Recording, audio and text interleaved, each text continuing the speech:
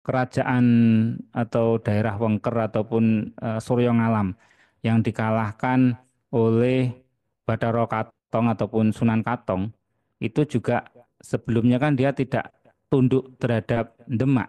Toh akhirnya kalah dengan Sunan Katong ataupun Bathara Katong sehingga sekarang menjadi Ponorogo. Nah, di Ponorogo pun juga istilahnya kan juga campur. Banyak masyarakatnya yang memeluk istilahnya ilmu kaurum mancanegara dan banyak juga yang masih menjalankan ritual-ritual yang berhubungan dengan budaya Jawa gitu. Iya. Jadi kalau saya ambil pemahaman, Pak, mereka itu membedakan nih, Pak, antara budaya dengan bagaimana cara bertuhan ini, Pak. Jadi kalau kita melihat prinsip berbudaya itu kan secara makna budaya itu kan salah satu cara untuk kita itu bertahan hidup, untuk survival lah Ya, dalam kehidupan kita. Tentunya kalau kita bicara bertahan hidup ada hubungannya dengan alam, ada hubungannya dengan lingkungan sekitar, ada hubungannya bagaimana berhubungan dengan hal-hal yang bersifat horizontal. Nah, sedangkan ketika mereka berbicara tentang hubungan vertikal, maka dia menggunakan secara metode dengan agama-agama yang bersumber dari manca.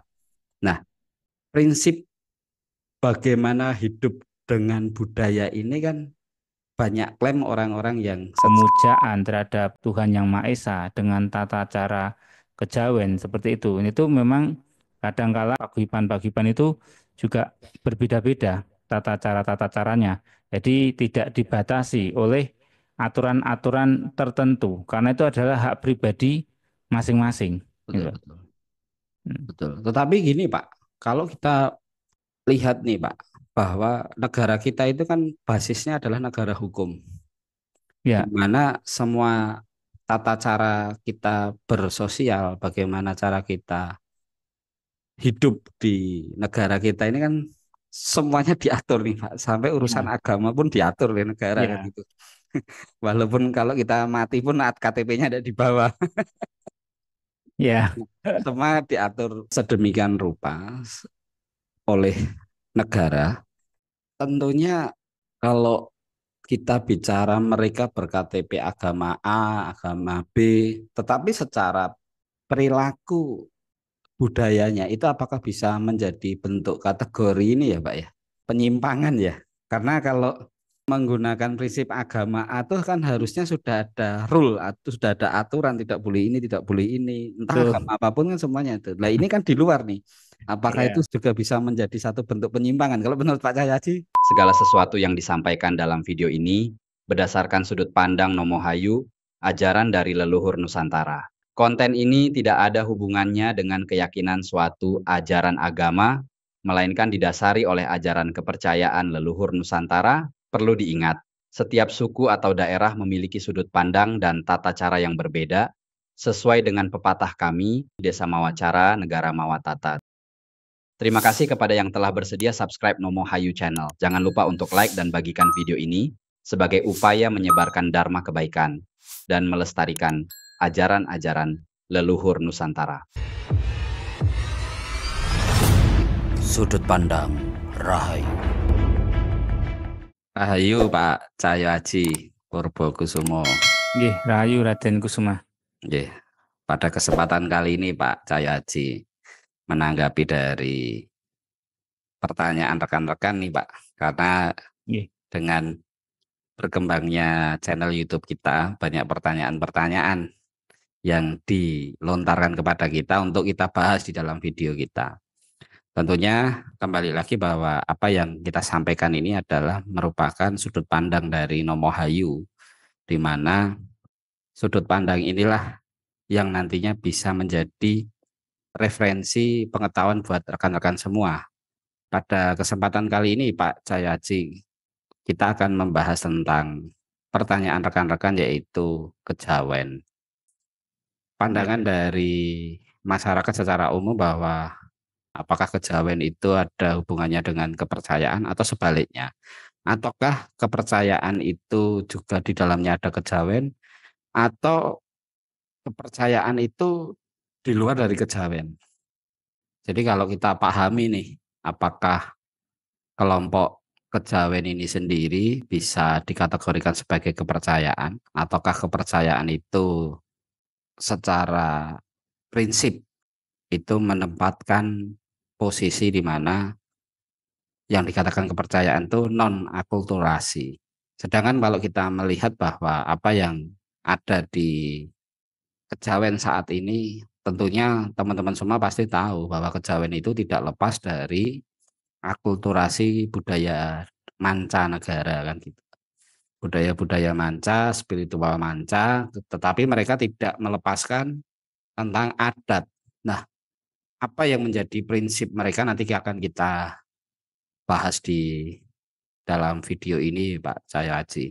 Ya, Tentunya sebelum kita mengawali lebih dalam, saya ingin tahu nih pandangan Pak Cahyo Haji. Mungkin Pak Cahyo Haji bisa menceritakan tentang kejawen itu seperti apa sih sebenarnya? Monggo Pak Cahyo Haji. ya, ya. Jadi kejawen ini merupakan suatu spiritual atau perilaku ataupun cara hidup masyarakat yang terutama yang berada di wilayah Pulau Jawa. Ya, kalau kita lihat dari beberapa referensi yang ada, kejawen mengacu kepada istilahnya wilayah-wilayah dari Kerajaan Mataram Islam. Nah, di situ seperti Jawa Tengah, Yogyakarta, kemudian Madiun, Kediri, Malang, itu banyak sekali yang menjadi istilahnya penganut dari kejawen. Ya kita bersyukur sih ada kejawen, karena apa? Masih ada yang melestarikan budaya-budaya Jawa di era modern. Ya, Meskipun ya. terjadi istilahnya akulturasi budaya ataupun percampuran-percampuran budaya antara budaya mancanegara dan budaya dari Nusantara itu sendiri, yaitu terutamanya adalah budaya Jawa. Contohnya misalkan kalau misalkan ada bayi yang lahiran kan ada istilahnya selamatan wiosan atau wetonan. Nah, itu kan istilahnya wetonan kan juga budaya budaya Jawa. Kemudian ada misalkan yang dikatakan tedak sinten atau turun tanah atau mitoni ya 7 bulanan. Nah, itu kan istilahnya kan termasuk budaya-budaya budaya Jawa. Nah, itu budaya-budaya ini masih dilestarikan oleh penganut-penganut kejawen. Tidak hanya budayanya saja, tetapi filosofi-filosofi kehidupan yang dari peninggalan leluhur Nusantara, leluhur Jawa ini juga dilestarikan oleh penganut-penganut kejawen. Ya. Kalau menurut Pak Cahyo Haji nih Pak, merebaknya atau tumbuhnya kelompok-kelompok kejawen ini sendiri Pak, apakah ini salah satu bentuk bagaimana mereka itu berusaha mempertahankan budaya dalam gempuran atau pada era gempuran masuknya ajaran-ajaran dari mancanegara itu sendiri Pak? Kalau menurut Pak Cahyo Haji seperti apa ini? Ya, kalau kita lihat di masyarakat, karena suatu tata cara kehidupan, kenapa mereka masih mempertahankan kejawen? Karena mengikuti tuntunan-tuntunan luhur yang ada di dalam ilmu kejawen tersebut atau ilmu luhur Nusantara tersebut. Meskipun dalam prakteknya nanti dicampur, misalkan dari doanya. Doanya nanti kan misalkan campuran nih, campuran doa Jawa dan doa dari mancanegara itu dicampur. Kemudian misalkan budayanya misalnya menemukan temanten menggunakan perhitungan Jawa, tata cara Jawa, tetapi nanti doanya dicampur dengan doa dari mancanegara. Kan seperti itu, sehingga keluhuran-keluhuran dari budaya Jawa tetap dijalankan, tetapi ilmu kawruh mancanegaranya yang biasanya berhubungan dengan doa itu juga tetap dijalankan. Nah, apakah ini karena suatu tuntutan sosial dalam arti kalau nanti nggak pakai ilmu mancanegara dianggapnya kurang tepat kan gitu.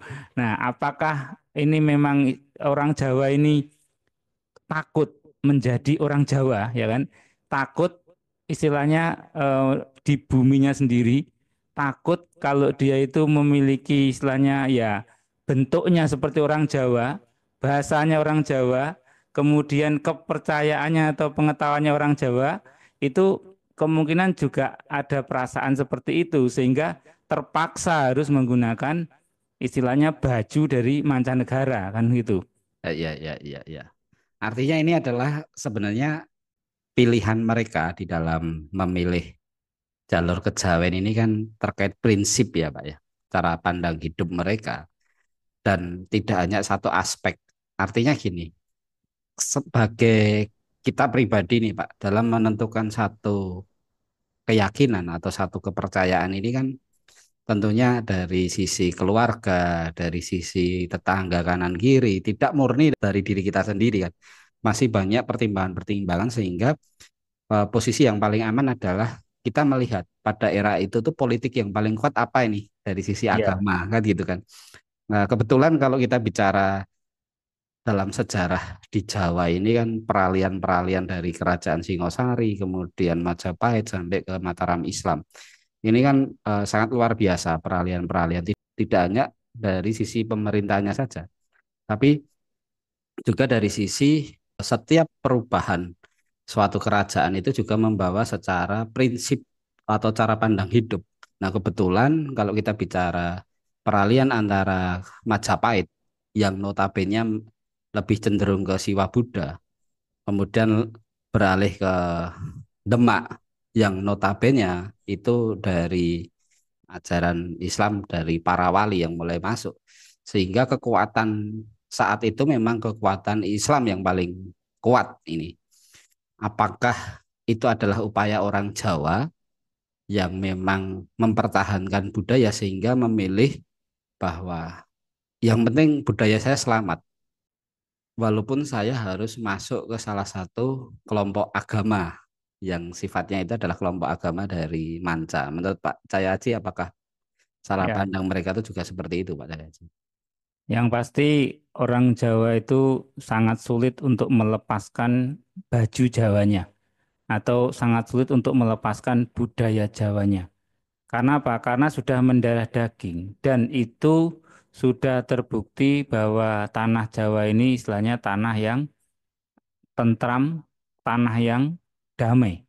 Meskipun banyak sekali perbedaan-perbedaan karena konsep hidupnya yang sudah mendarah daging untuk menuju kedamaian, istilahnya mempunyai falsafah seperti memayu hayuning bawono, seperti itu kan orang-orang kejawen tuh.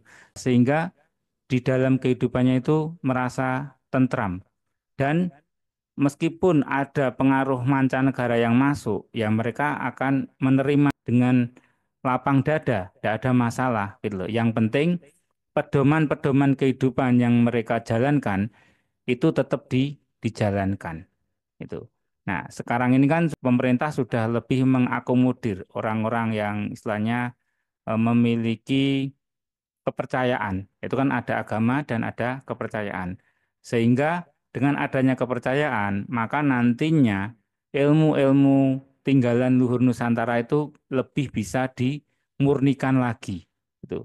Sehingga nantinya generasi-generasi penerus kita ini akan tahu nih, ini bahwa adalah ilmu-ilmu yang murni dari tanah Nusantara ini yang menjaga istilahnya kelestarian dari bangsa Indonesia ini. Oke.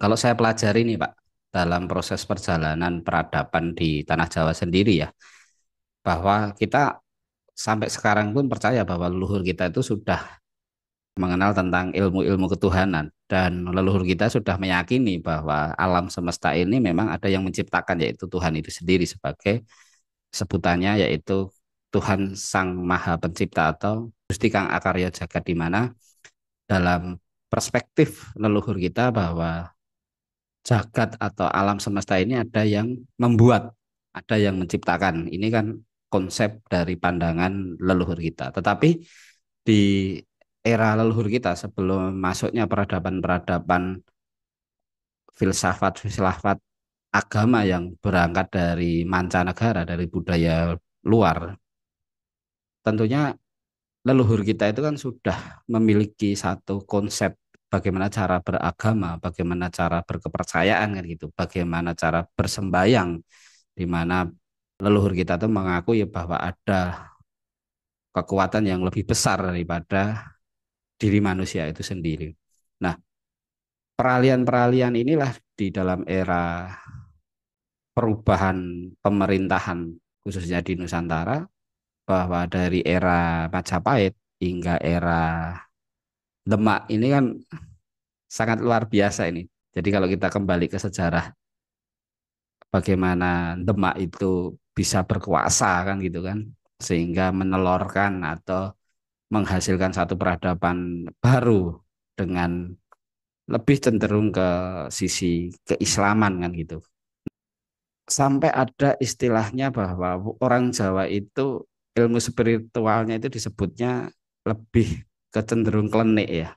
Nah, sedangkan stigma klenik ini sendiri kan banyak sekali yang mempersepsikan. Ada yang waktu itu Pak Jayadi bahwa ketika kita bicara klenik, saya pernah menanyakan, beliau memiliki satu pandangan bahwa klenik ini adalah bentuk dari kata gelenak-gelenik, jadi berbisik. Karena dulu di era Mataram Islam, ketika ajaran Jawa ini muncul, Pak, itu pasti kan diperangi nih, Pak. Karena ini membahayakan kerajaan ini kan gitu. Nah, apakah transisi ini yang membuat para kelompok kejawen mengambil jalan tengah? Bagaimana suatu adat ini tetap lestari, budaya tetap lestari, ajaran leluhur tetap lestari, walaupun dengan cara dia mencampur. Karena kalau tidak ada mereka, Pak, tentunya hilang sudah. Ajaran Ya, leluhur kita tuh banyak yang hilang karena betul. kecerdasan dari leluhur-leluhur kita dulu untuk mengamankan ajaran leluhur salah satunya adalah ya sudah, karena kekuatan besar pada waktu itu adalah dari Mataram Islam ya, lebih ke budaya Islamnya. Tapi bagaimana leluhur kita itu memasukkan agar ajaran dari leluhur kita, adat ataupun ajaran budi pekerti dari leluhur kita itu tetap bisa dinikmati oleh generasi-generasi berikutnya. Walaupun leluhur kita itu sudah melihat bahwa nantinya akan banyak turunan-keturunan dari leluhur ini yang kehilangan ilmu dari leluhur kita kalau leluhur kita itu tidak menyisipkan. Artinya kalau kita bicara kejawen itu kan ada suatu bentuk penyisipan budaya di era gempuran kebudayaan asing yang masuk ke Indonesia. Menurut Pak Cahyadi gimana ini? Ya, jadi memang tentunya budaya manca masuk ke Nusantara ini juga tidak mudah untuk bisa diterima dan dijalankan. Oleh karenanya, budaya manca pun harus berakulturasi untuk awal-awal untuk menyebarkan pengaruhnya di tanah Nusantara. Ya, dengan digabung-gabung akhirnya tercampurlah itu budaya lokal dan budaya mancanegara itu akhirnya tercampur. Nah, setelah tercampur di sinilah kan akan ada beberapa pilihan nantinya bagi orang yang suka dengan budaya mancanegara, dia akan lebih senang dengan budaya mancanegara, tetapi orang yang tidak bisa melepas pengaruh dari tinggalan leluhurnya, dia tetap akan menjalankan budaya tinggalan leluhurnya dan mencari istilahnya di dalam sosial masyarakat itu supaya lebih nyaman, tentunya akan bergabung dengan pengaruh-pengaruh manca juga. Jadi istilahnya manjing ajur-ajer.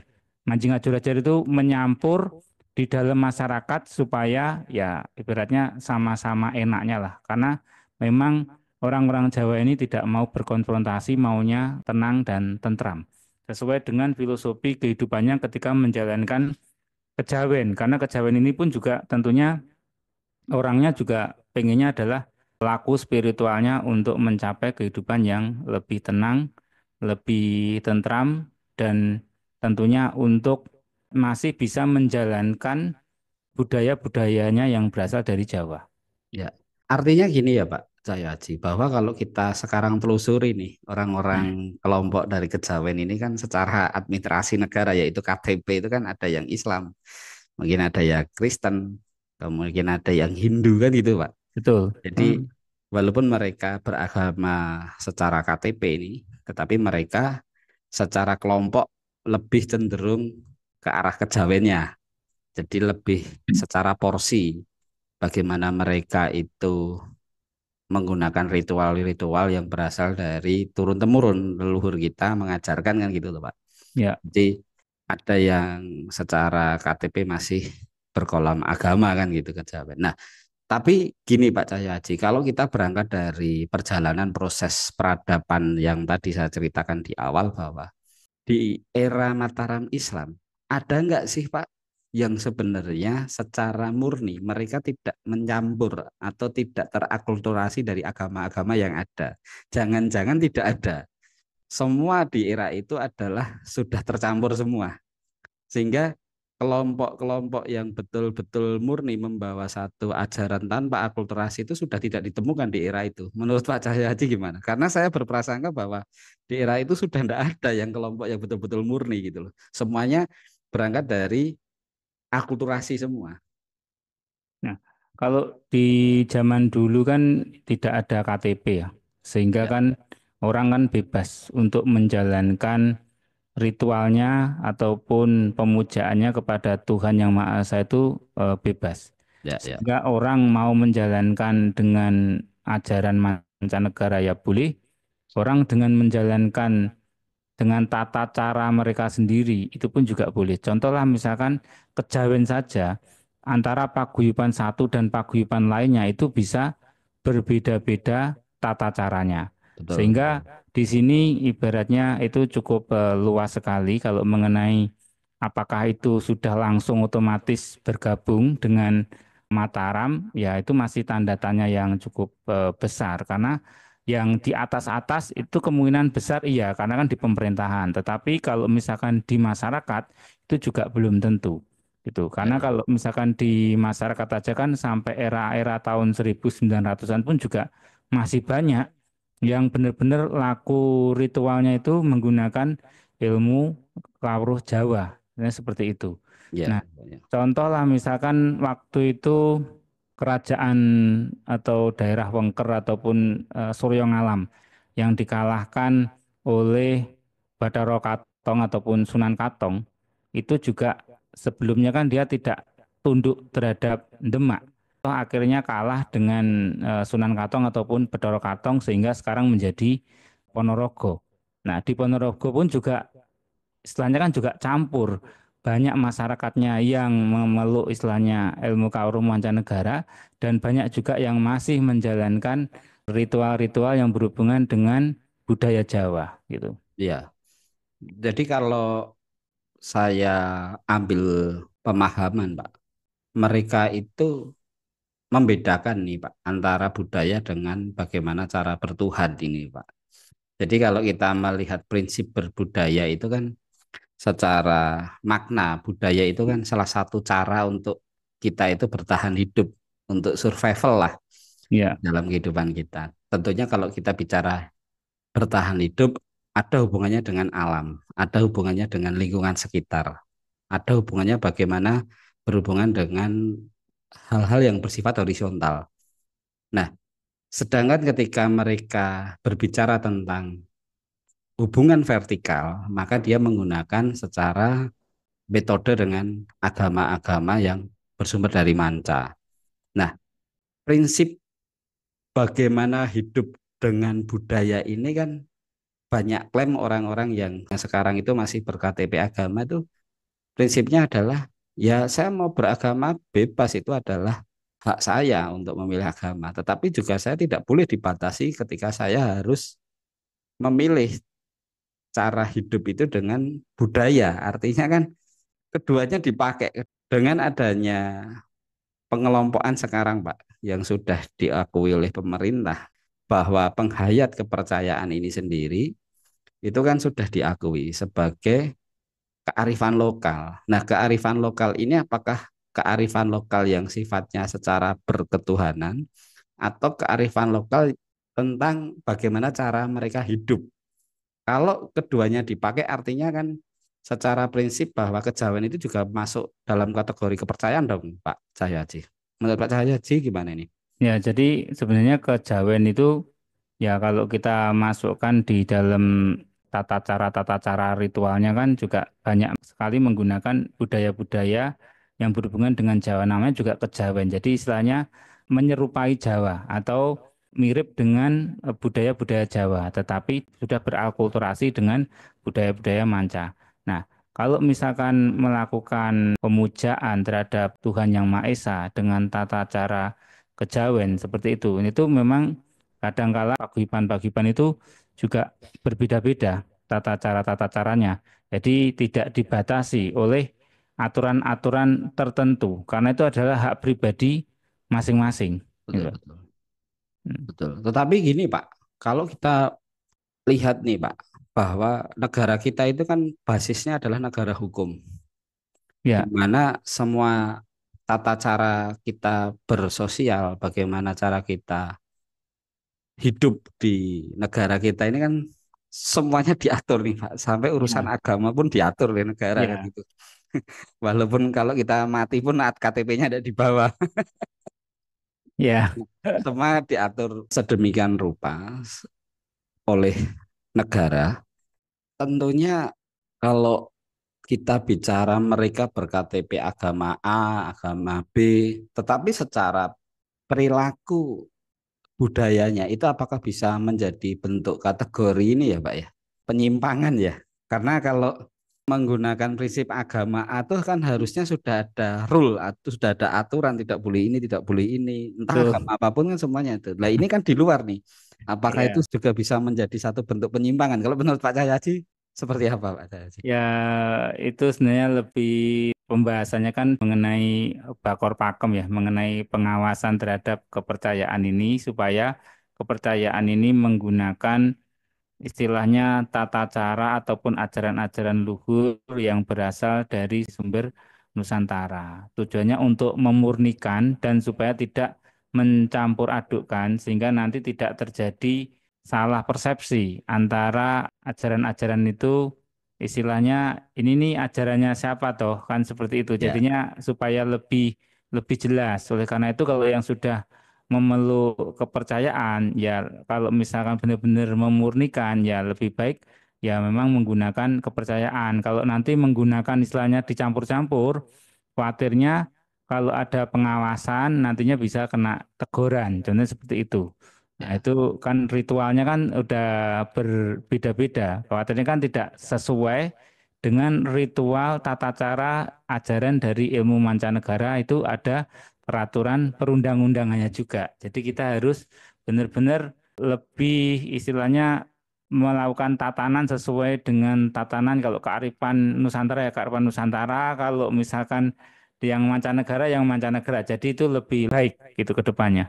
iya. Makanya gini Pak Cahyaji yang berkembang saat ini bahwa beberapa agama itu kan melakukan satu judgement ya, bahwa kelompok ini adalah kelompok sesat. Kalau kita pelajari betul, apakah judgementnya mereka terhadap kelompok yang dikatakan sesat itu salah. Tapi kalau kita pahami betul Pak, secara prinsip nih, secara prinsip hukum, secara prinsip dari bagaimana agama itu dilindungi oleh undang-undang, bahwa ketika kelompok itu pelakunya itu ber-KTP agama, tetapi secara syariatnya kalau di agama itu cara pelaku lahiriahnya ini dengan budaya yang sifatnya masih menggunakan sesaji dan itu kan tidak ada salah ketika itu dikatakan sebagai bentuk cara sesat karena dari segi pandang agama yang mereka pakai kan gitu loh. Sedangkan kalau kita bicara kepercayaan sendiri, kepercayaan itu ketika kita itu beribadah dengan menggunakan sesaji, kemenyan, menggunakan dupa, kemudian kita mengakukan ada acara mungkin labuhan di laut ataupun memasang sesaji di pohon dan segala macam itu kan dari sisi pandang kepercayaan itu bukan satu bentuk kesesatan, tapi dari agama lain yang mereka secara KTP beragama A, B, C, tetapi cara hidupnya yang dilakukan adalah cara hidup budaya. Ini mereka mengatakan sesat.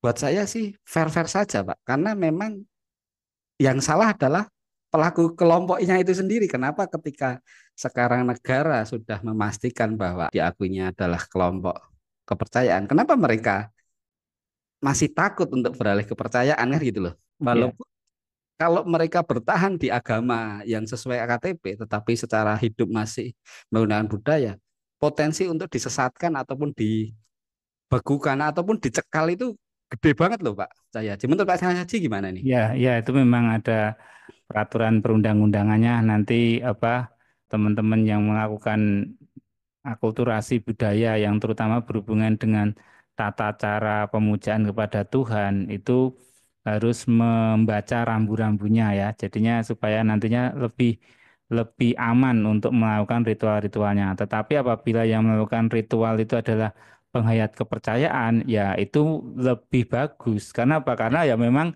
istilahnya itu adalah tata cara penghayat kepercayaan yang Betul, tidak dibatasi gitu loh. betul. Tapi kalau kita ngikut ajaran manca itu adalah dibatasi, Ya, dibatasi oleh aturan-aturan yang berada di ajaran manca. Tapi kalau penghayat kepercayaan ini tidak dibatasi dengan ajaran-ajaran negara manca. Yang penting adalah kita ini melestarikan suatu ajaran yang luhur, budi pekerti yang baik untuk kebaikan di masyarakat ataupun di dunia. Tentunya akan nilainya jauh lebih baik. Dan ya kalau misalkan memang istilahnya memilih ya kita hidup sih harus mempunyai pilihan.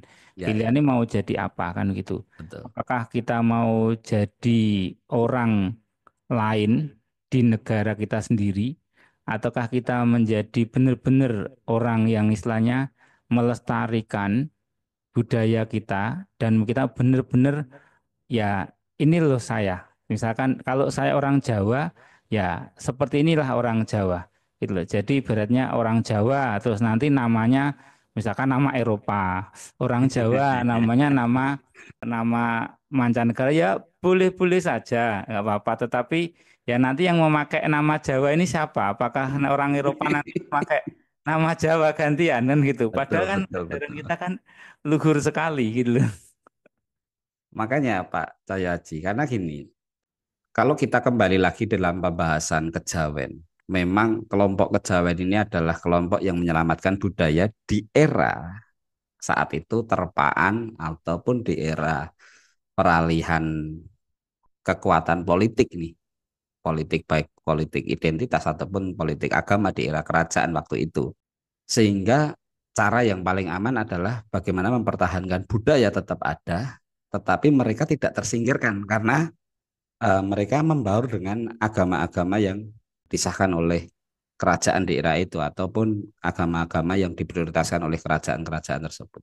Nah, tetapi ketika kita di era sekarang, Pak, negara itu kan sudah mengakui bahwa kepercayaan ini adalah satu kelompok yang masih menganut ajaran leluhur ataupun berbasis dari kearifan lokal yang ada. Ini kan sudah diakui, bahkan sudah bisa dicantumkan nih Pak di KTP kan gitu. Harusnya kalau dari sisi pandang saya, yang lebih aman itu mereka ketika memang betul-betul lebih secara batin itu lebih srek, secara lahir juga lebih srek untuk bagaimana mereka hidup mendapatkan keamanan, keselamatan, kan gitu.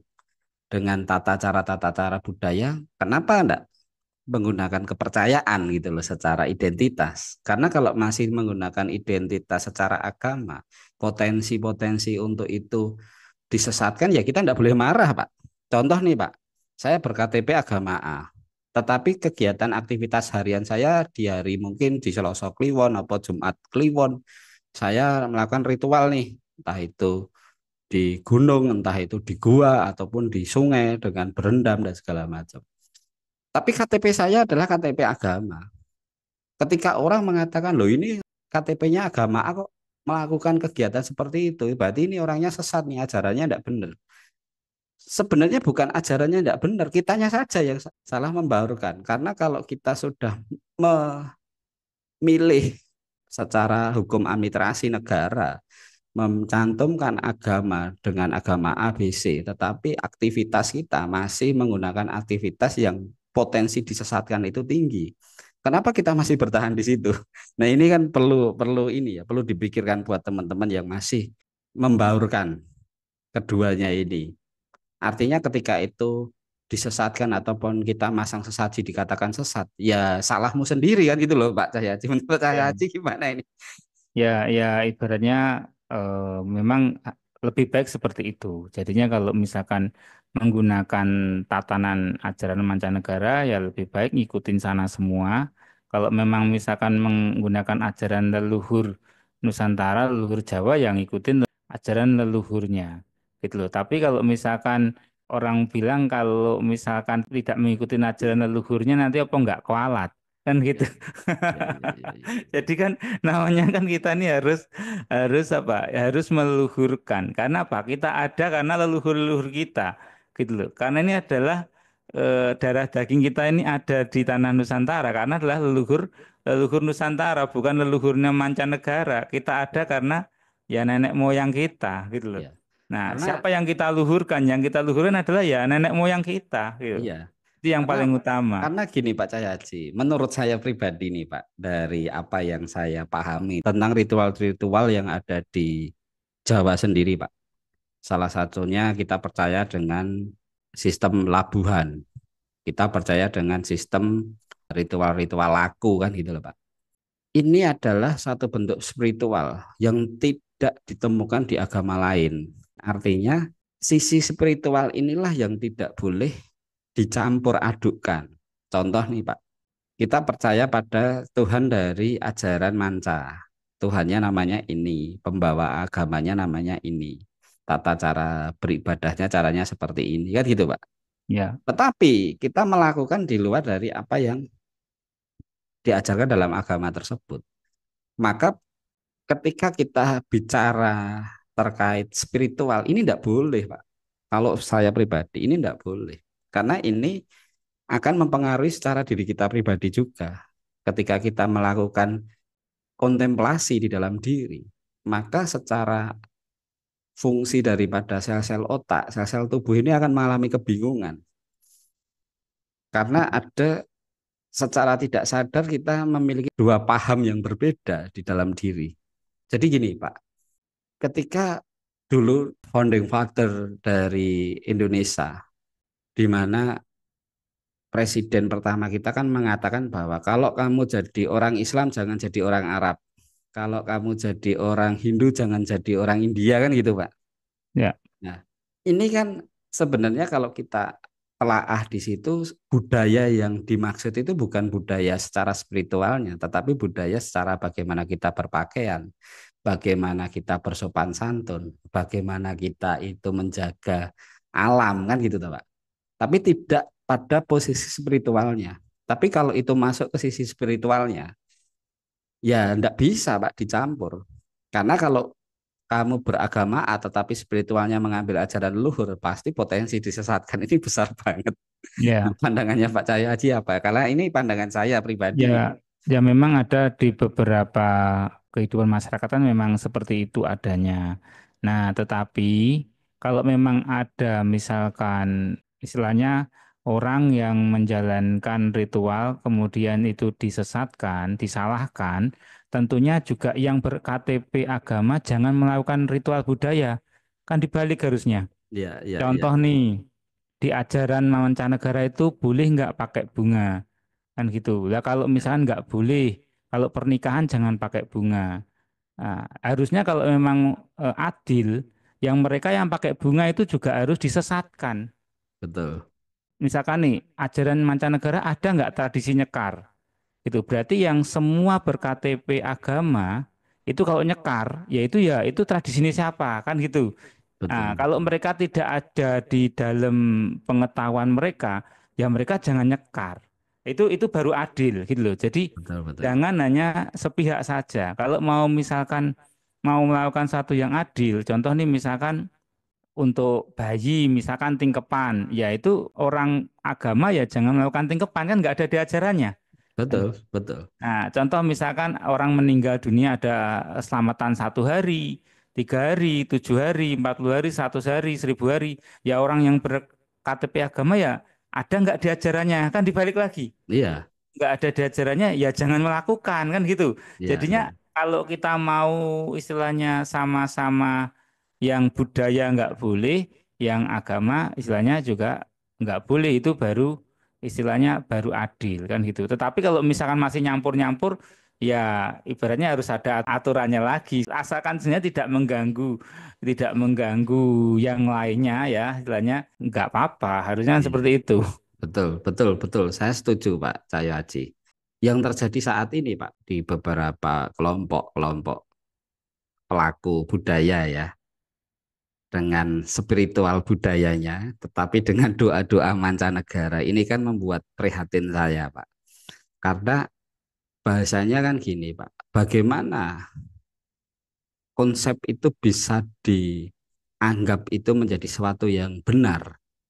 Sedangkan kalau kita betul-betul memahami tentang bagaimana kita melakukan penghayatan, bagaimana kita betul-betul memahami tentang diri, tentang alam semesta, tentang Tuhan, ini kan tetap yang paling sulit adalah bagaimana kita memecah ilmu-ilmu atau cara pandang hidup kita yang mungkin dari sisi filsafat keagamaan yang lain dengan sisi filsafat dari leluhur kita ini kan tidak bisa dengan mudah kita pisahkan ketika kita mencoba melakukan penghayatan. Karena ini menjadi gangguan, Pak. Ini Ya, menjadi sangat-sangat mengganggu sekali ketika kita itu melakukan kontemplasi. Karena ada dua paham yang bercampur di dalam pikiran kita. Nah, masih banyak sekali kelompok-kelompok yang mencampurkan. Contoh nih, Pak, ruatan itu kan ajaran leluhur kita, leluhur betul. di Nusantara. Tetapi banyak sekali acara-acara yang dilakukan di saat ini ruatan itu tapi doanya doa mancanegara. Lah ini kan ya kurang tepat saya bilang. Ini kurang tepat. Bahasanya kan ini mau dibawa kemana? Mereka itu secara prinsip hidup itu kan apa nggak membingungkan kan gitu loh Pak Cahyadi. Ya mestinya apa ibaratnya ya ruatannya ya tidak usah dilakukan kan begitu. Karena kan itu memang bukan bukan sesuai dengan ajaran dari mancanegara. Jadi ya Ya, kalau misalnya mau melakukan ruatan, ya mereka yang benar-benar tentunya yang istilahnya menekuni ataupun yang sudah memeluk ataupun menjalankan kepercayaan gitu.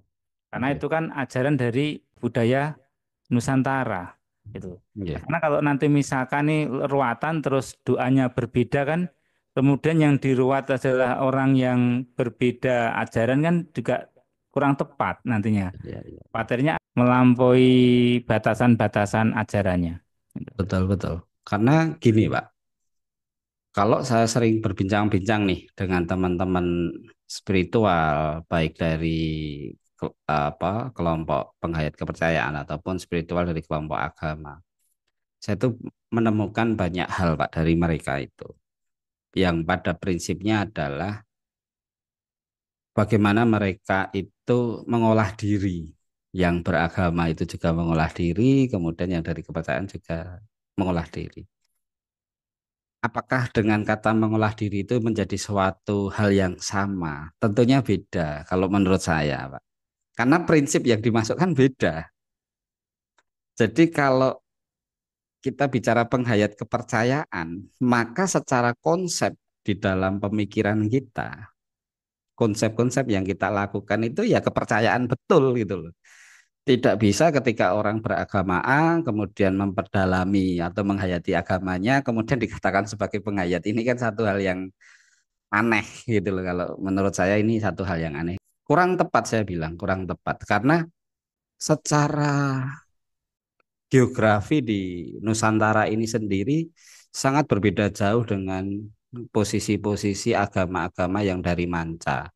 Secara ekologi juga kita berbeda jauh. Bagaimana kita itu di sini di Nusantara itu dikepung banyak gunung, kemudian terdapat banyak hutan, kemudian banyak ditemukan sumber mata air.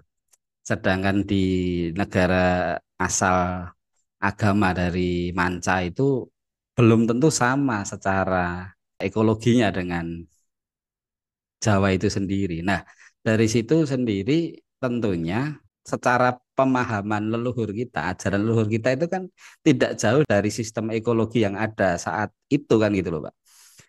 Kenapa kita harus ke gunung, kenapa harus ke gua, kenapa harus ke sumber mata air? Ini kan ada satu alasan-alasan tersendiri. Kenapa kita harus ke laut? Dan itu semua tidak hanya setahun 2 tahun dilakukan oleh leluhur kita melalui proses yang panjang sehingga ada rumusan-rumusan yang diajarkan oleh leluhur kita.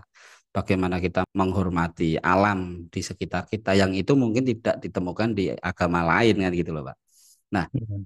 kembali lagi ke dalam konsep prinsip kejawen yang ada bahwa kalau kejawen itu memang sebagai metode untuk menyelamatkan di era itu, masih relevan nggak sih Pak kejawen di era sekarang dengan Indonesia yang sudah berbasis hukum, di mana tata cara beragama itu sudah banyak aturan ataupun undang-undang yang diterbitkan oleh negara. Menurut Pak Cahyaji gimana?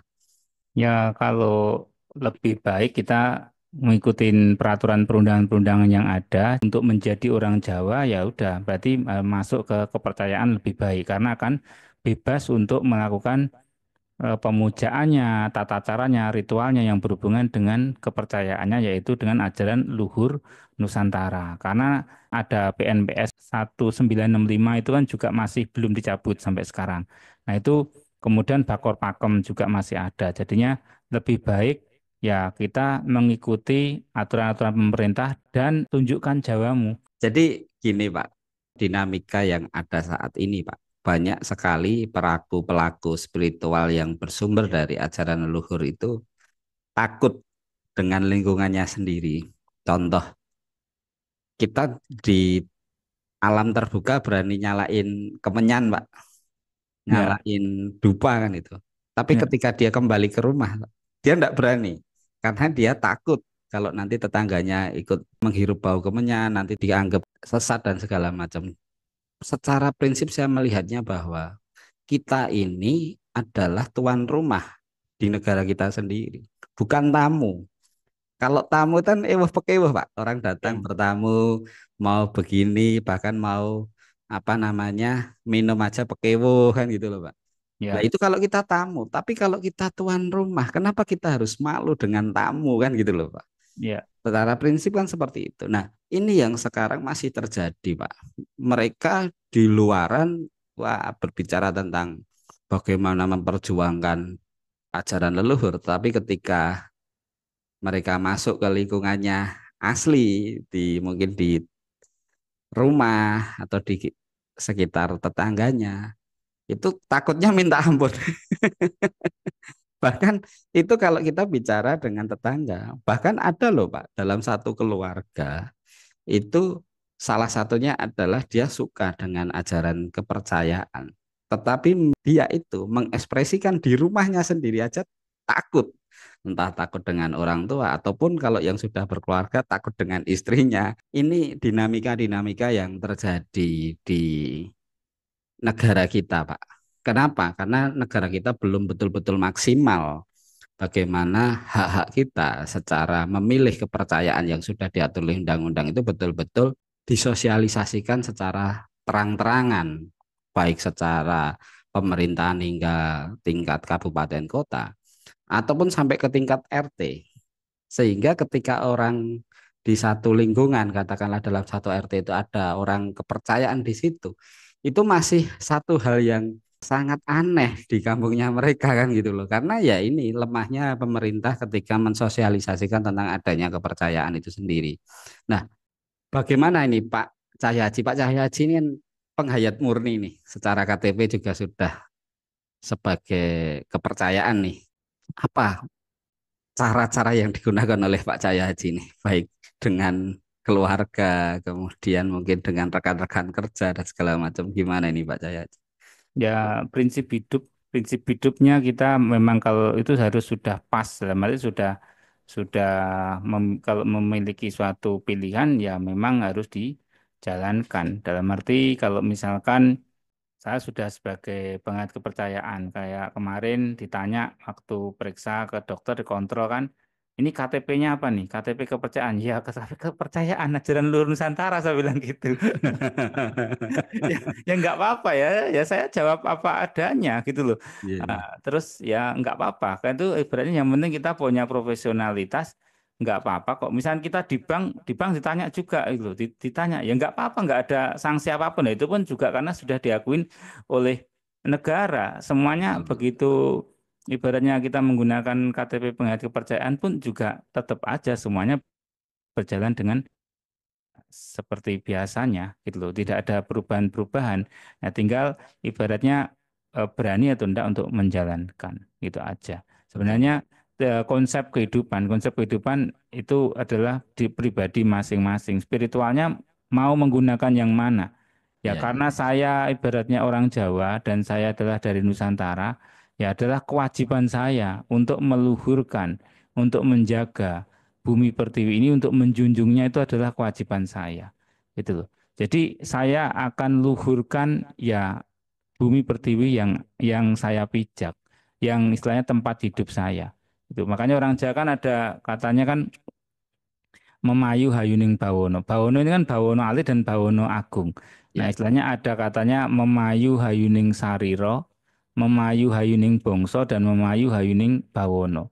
Sariro ini adalah memayu jati diri atau menjaga kebaikan dari pribadinya. Kemudian kalau Bongso berarti kan harus menjaga bangsanya.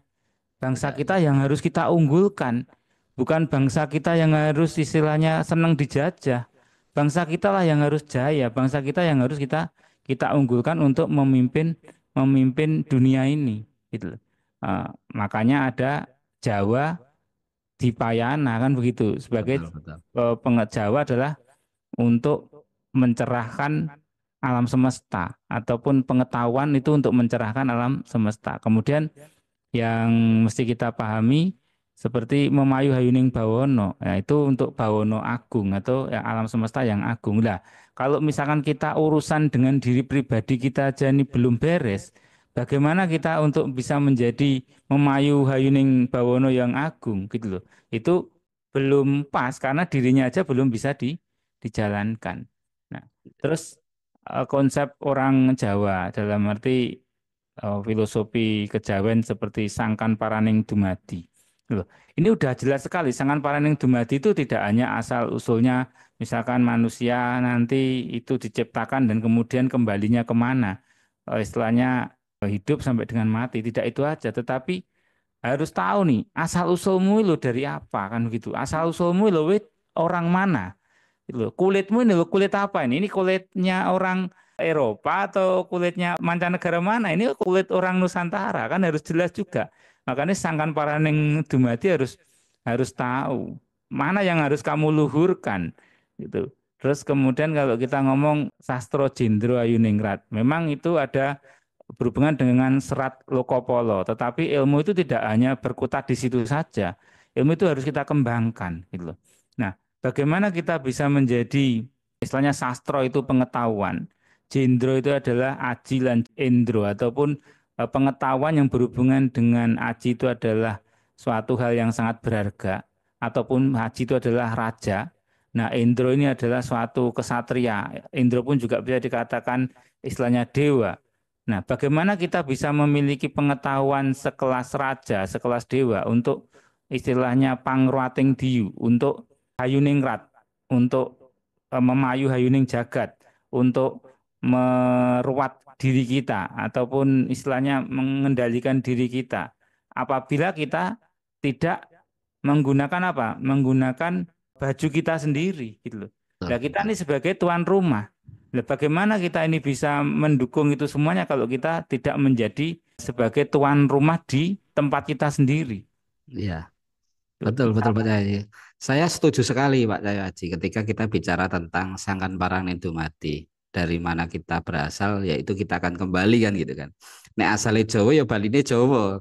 Kok asale Jawa balik nih Mancanegara kan ya satu hal yang buat saya filsafat itu bisa dimaknai secara dalam ataupun kita bisa maknai secara luar. Kalau di luarnya aja sudah salah, ya ke dalamnya pasti salah, Pak Cahyadi. Karena kalau kita bicara pemaknaan dari Sangan Paran Dumadi ini kan banyak sekali orang memberikan makna, tetapi secara luarnya saja sudah sangat terlihat dulu. Kalau luarnya itu airnya keruh ya dari sampai dalam pun juga akan keruh. Tapi kalau luarnya itu jernih, di dalam pun akan kelihatan jernih juga kan gitu loh Pak Cahyadi. Ya, Nah, maka yang saat ini terjadi kan pedoman hidup Sangan Paran Dumadi dengan diartikan segala macam, tapi dia lupa dumadinya dia itu dari mana kan gitu. Secara ya, simpelnya aja kita itu tinggal di mana, dengan budaya apa, dengan ajaran ketuhanan seperti apa. Kenapa kita tidak kembali ke situ? Dari situ aja kita masih ragu. Tapi prinsip hidupnya mempertahankan istilah Sangan Paran Dumadi ini kan suatu hal yang buat saya itu kurang relevan lah buat orang-orang yang masih memiliki prinsip seperti itu. sama Kembali ini gimana Pak Jaya? Raden Kusuma, sama mengenai filosofi Jawa itu juga ada Engarso Suntulodo. Jadi Ya. di depan ini kita harus bisa menjadikan contoh yang baik, ya kan? Nah terus kalau kita ini ngomongnya adalah orang Nusantara, tapi kita nggak ngerti sama sekali ilmu Nusantara. Nah terus kita ini harus mencontoh siapa nantinya kan gitu. Nah istilahnya kan Sama, sudah ada contohnya. jadi kan equivalent seperti itu. Nah, terus Engarso Suntulodo. Sekarang kalau kita melihat kehidupan di tanah Nusantara ini yang sudah terbentuk oleh kekuatan ajaran leluhur Nusantara yang begitu tenang, begitu tentramnya dibandingkan dengan negara lain, ya kan? Kira-kira itu bagus mana, gitu loh. Nah, itu silakan dicek sendiri. Istilahnya gemah ripah loh jinawi, ya kan? Murah sandang pangan dan subur. Silahkan dibandingkan. Misalkan kita di sini, botol air minum aja 2.000 sampai 5.000 dapat. Ya kan? Kalau di luar negeri itu nggak boleh 2 dolar, kadang 3 dolar aqua kecil aja. Gitu loh. Nasi pecel kita ibaratnya hidupnya ya dalam arti 5.000 aja di kampung juga masih dapat. Di luar negeri nggak ada nasi pecel itu sekitar 5.000 nggak ada yang jual, jarang yang jual. Makan nggak ada yang 5.000-an. Udah pasti rata-rata 8 dolar, 10 dolar. Nah, di sini kan kehidupan juga di kita cukup tentram dibandingkan di negara-negara lain gitu loh. Ini ibaratnya leluhur kita ini sudah memberikan suatu apa? Suatu tulodo ataupun suatu contoh yang baik gitu loh. Ya, ya, ya. Kehidupan itu kan kita lestarikan. Apakah kita harus mengikuti ajaran-ajaran lainnya? Contohnya bagaimana kehidupannya? Tentram mana dengan bumi Nusantara ini? Gitu Betul, loh. betul. Nah, itu yang paling utama. Ini istilahnya bukti nih, nyoto nih, gitu. Kalau orang Jawa itu adalah kasunyatane piye. Betul. Kenyataannya itu bagaimana. Tetapi orang ini kan seneng ya memang hanya mendengarkan cerita, tetapi ada orang seneng yang mendengarkan suatu kenyataan. Ya, ya, ya. Itu silakan memilih hanya ceritanya atau memang kenyataannya. Ya. Baik-baik Pak Cahyaji, ini memang obrolannya sangat seru sekali nih Pak Cahyaji terkait tentang kita bahas tentang kejawen ini. Tapi kalau kita lanjut lebih dalam ini mungkin waktunya akan panjang sekali. Mungkin kita sudahi saat ini karena memang kalau kita bahas terkait tentang kepercayaan leluhur ini banyak sekali yang bisa kita kulik dan perlu kita bangga bahwa di Nusantara ini sudah terbukti Pak bahwa dengan berbagai macam peradaban, dengan berbagai macam bentuk penjajahan, dengan bentuk diskriminasi, orang Jawa itu masih bertahan. Itu hebatnya orang Jawa itu kan di situ, Pak. Oke, Pak Cahyaji, untuk video kali ini saya rasa cukup. Nanti kita ke depan akan bahas tema-tema yang lebih menarik lagi sehingga bisa membuka wawasan buat rekan-rekan semua. Rahayu, Pak Cahyaji. Nggih, rahayu.